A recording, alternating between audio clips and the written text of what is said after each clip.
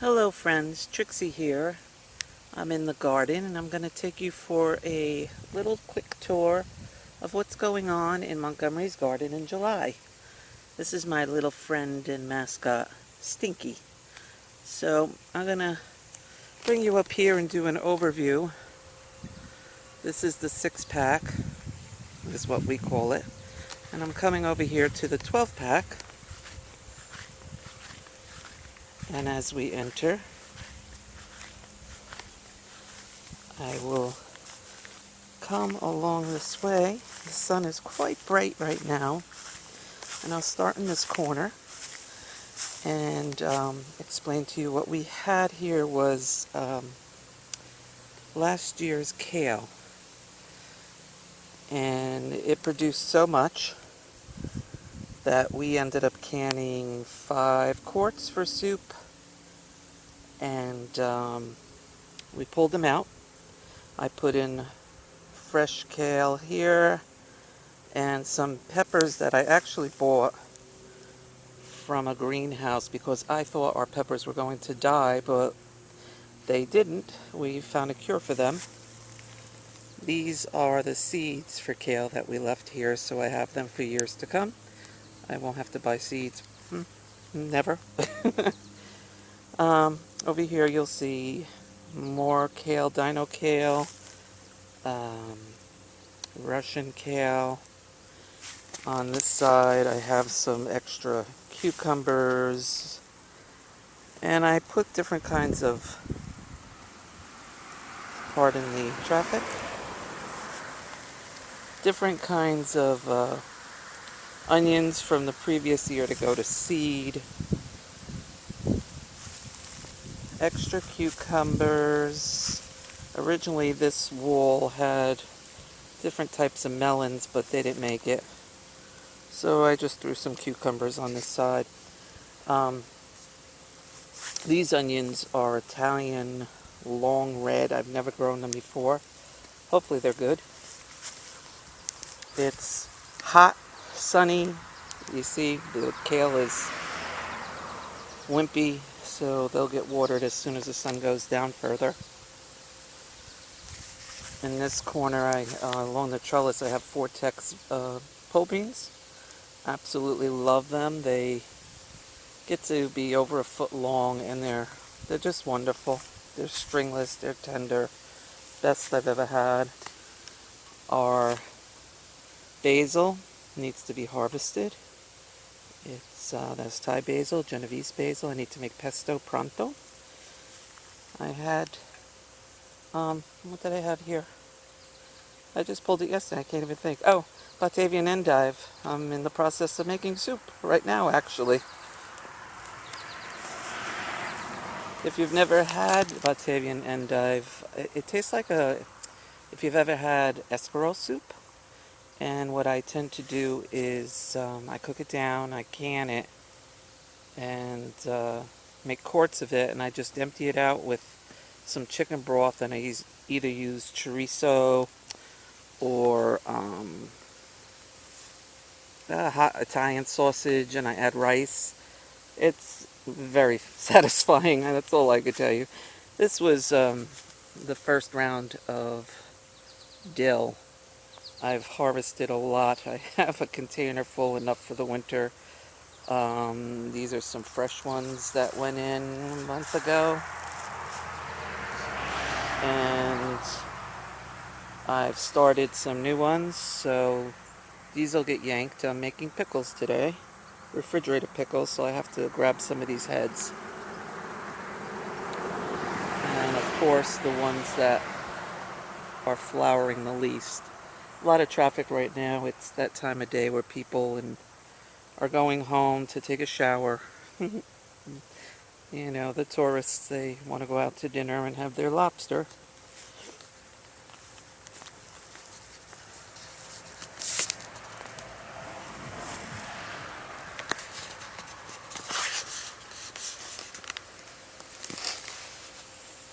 This is a new one for us. This is wasabi arugula.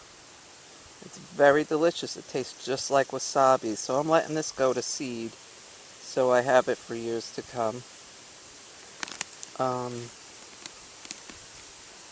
More Vortex, calendula, however you want to say it. I just love them. And I have, in here are some bunching onions that I let go to seed. And I do have some watermelon that survived back here. We also have some Utah Whites onions. And on this side, there's more, I don't want to get you dizzy, but there's more onions. And I think that's garlic in the back. Planted seeds here, but they didn't come up, so I'll throw something else in there real shortly. That's collards back here. These beauties are red mustard, and I'm letting them go to seed so I can make prepared mustard. Over here are various types of chard and perpetual spinach. Now I'm heading towards the herb garden, which is gone crazy. I'm going to have to clean this out, but that's all mustard. That's brown mustard. So that'll also go into making more of, well, that's feverfew. More mustard, prepared mustard. Here's our eggplant. No eggplant yet, but lots of flowers. I'm going to take you around quick to, this is the herb garden. Oh, the sun is so bright. But everything's kind of overgrown, quite large. Got more kale here that was overwintered, and I don't need all these seeds, so that's coming out. And the parsley, I gotta pull that and process it. Not pull it, but I'm going to cut it back so it could grow again. And then if we come this way, and try not to get the sun onto the lens. These are peppers. Now they caught some kind of fungus, and they were looking really bad. I really didn't think they'd make it, so we made up a batch. Came up with an idea of in a 5-gallon pail, add water, some neem, some Epsom salt, some baking soda, some kelp, and Sal's soap. And I dipped the whole plant. They were in 3-inch pots. And they looked sad for, I don't know, maybe a week. And then they started picking up. So we've got tons of peppers growing in there. And also here, these are hot chili peppers.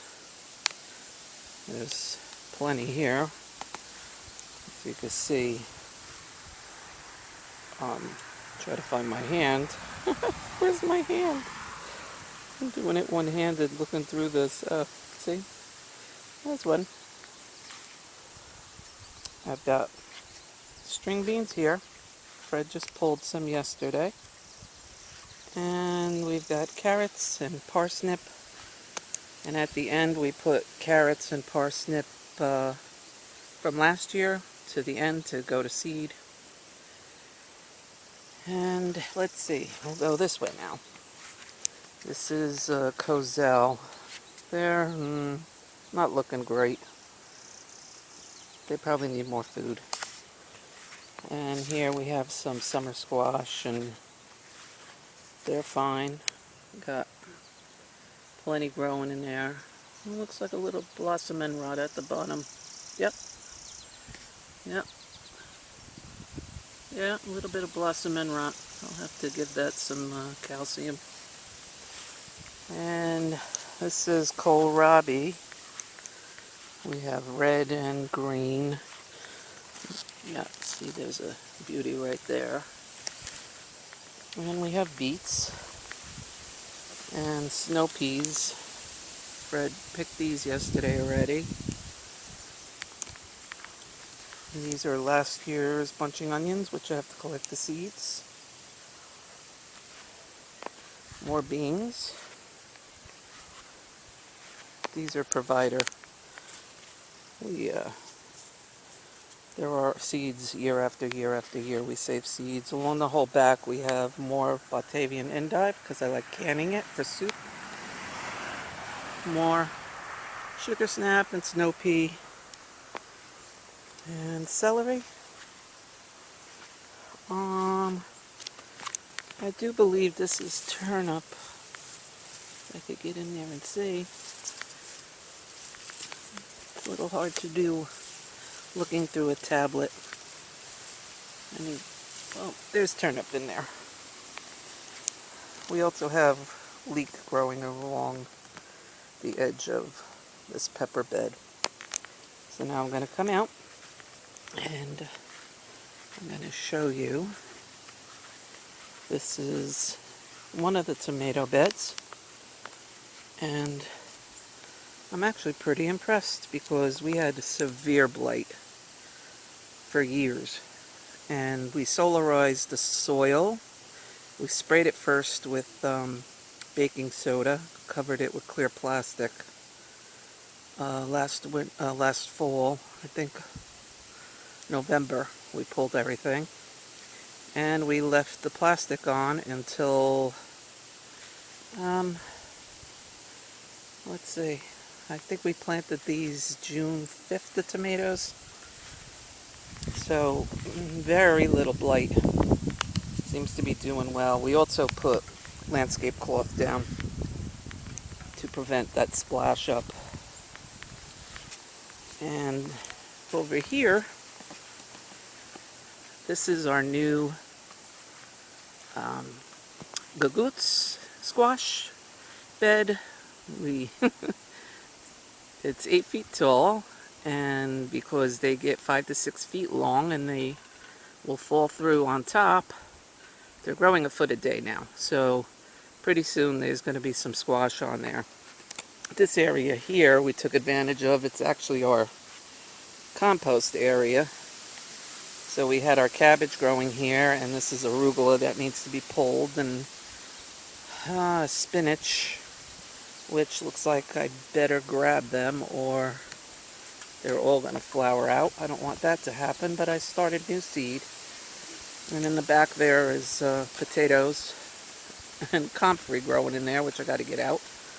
Of course, the bunny crow. Now I'm going to come this way, not to make you dizzy, but this is celeriac. We love celeriac salad. And we've got cukes in here. Plenty of cukes growing. We picked some yesterday, and there's leek, and that was also bunching onions. We already harvested those seeds. More celeriac. And that's the tomatoes from this side. Plenty growing. Our winter squash is going insane. We've got butternut and sweetmeat, red curry, and a row of cucumbers in the back because they grew a lot and they needed a place to go. On this end, I've got more hot peppers, and that's the endive that was in there, and I'm letting it go to seed because I want the seeds for next year. And these are, unfortunately the sun is coming right at me. These are the Boothby pickles. They're wonderful. Very happy with them. Here's another bunch of tomatoes. And down here is another row of hot peppers and planters. More squash. These are grapes. They're doing great. We have a lot of clusters on there. I just trimmed them, and Fred made 94 stuffed grape leaves. Delicious. So I'll come this way and show you what's going on in here. There's lots of squash growing. Unfortunately, the light is a big one right there. I don't know if you could see it. Right there, it's a sweetmeat. It actually looks like it fell down some. So I'm going to come out. More tomatoes here. This is our new garden area that I just love. Can't wait to fence this in with a nice white picket fence. And these are our kiwi gone bonkers. They need to be pruned back, tied up. Still no kiwis though. For some reason the male won't flower, so hopefully next year. This bed used to be for sunchoke. I'm going to sit down a while if you don't mind. I'm getting tired. Used to be for sunchoke, but in February it got quite warm, so I figured the soil was defrosted, and Fred went and checked, and I had these potatoes. I said, toss them in, see how they do. So I think they're about ready to harvest from the looks of it. We also have sunchokes in the back. But I'm curious to know what's going on in there because they've been in there a while. But now I'm going to go to some borage. My strawberry towers. I adore these things.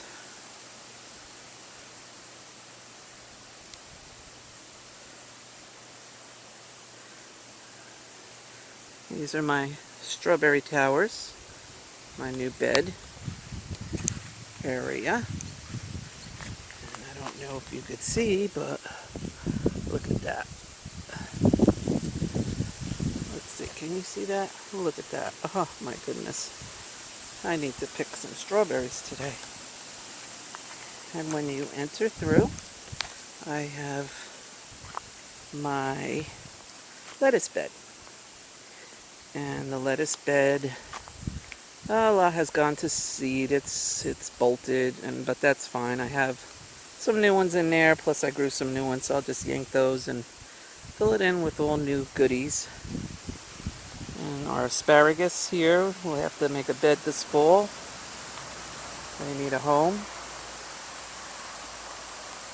These are sad. They didn't like the weather we had, so I have to do something to boost them up. But as you can see, the lettuce, there's some newer ones here. These are ready to eat. Just gotta yank some other stuff out. This is my gorgeous, gorgeous rhubarb that I made pie with already. So we have our strawberry rhubarb bed. And this was courtesy of the birds doing poop in our compost pile. That's an apricot tree, and it's the first year it's finally given apricots. It's been in there 8 years. Can you believe it? I threatened it this year.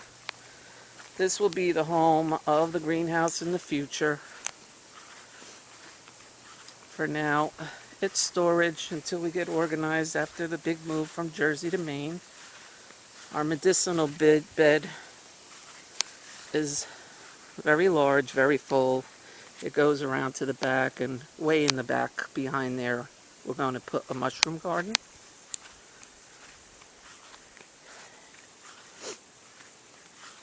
And this whole hill,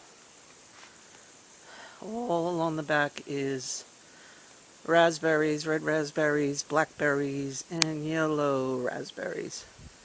And they're coming now, so they have to be harvested soon. So I'm going to take you out this way. The grass is so burnt up. It's been so hot and dry. It's one of our flower garden beds. It's always pretty because it's all bulbs, and every 3 weeks there's something new popping up, like the peonies just finished up. Over here I added some extras, some extra orange rossellinis and basil and some patio tomatoes, which they're coming along nicely, ripe. There's our creeping thyme and lingonberries. Our goji berry needs to be tied up. It's a hot mess. And pruned before it starts giving us the berries. And over here is ground cherries. Love ground cherries. They're great. You see that? In a little husk. It's wonderful. Unfortunately, this tablet doesn't do it justice, but it's what I have. That's what I got to use. Those are sunchokes in the back. I grow them in 5-gallon pails. I don't want them spreading. The peach trees got leaf curl pretty bad, but they're hanging in. We've been treating them. At this end are huckleberries. Gotta start pulling some of those off. And that's gooseberry. 2 new ones to the garden is 2 new honeyberries. We have this bed up front. We tried squashing this time because nothing wants to live in it. I think the salt from the road comes down that hill. But I think we got some squash in there. They're not looking great. We'll feed them again and see what happens. We've got pear tree. Another pear tree. No partridge. These are our Russian sea berries. Full of vitamin C. Wonderful, wonderful sea berries. They get orange. I don't know if you'll be able to see. Sure you can. See all those sea berries? They'll be beautiful orange colored when they're ready to be harvested. So we'll make it full circle here. And we have a Honeycrisp apple that's new to the garden. Blueberries. We put those in last year. There's only a few on there. Not too bad. I have some. But the apples are loaded. Except this one's looking funky again. They have funky spots even though we're treating it. And these are older blueberry bushes. And this one's loaded. Need to harvest those. You see, there's plenty of apples in here. They're doing well. And this is our garden. And that's how it's going. So far, so good. Looks like we're going to have a big harvest and going to be plenty busy with dehydrating and canning and freezing, you name it. But that's the beauty of it all, isn't it? So, until next time, I'm going to let Fred take over with the rest. Have a great day. Thanks for visiting Montgomery's Garden.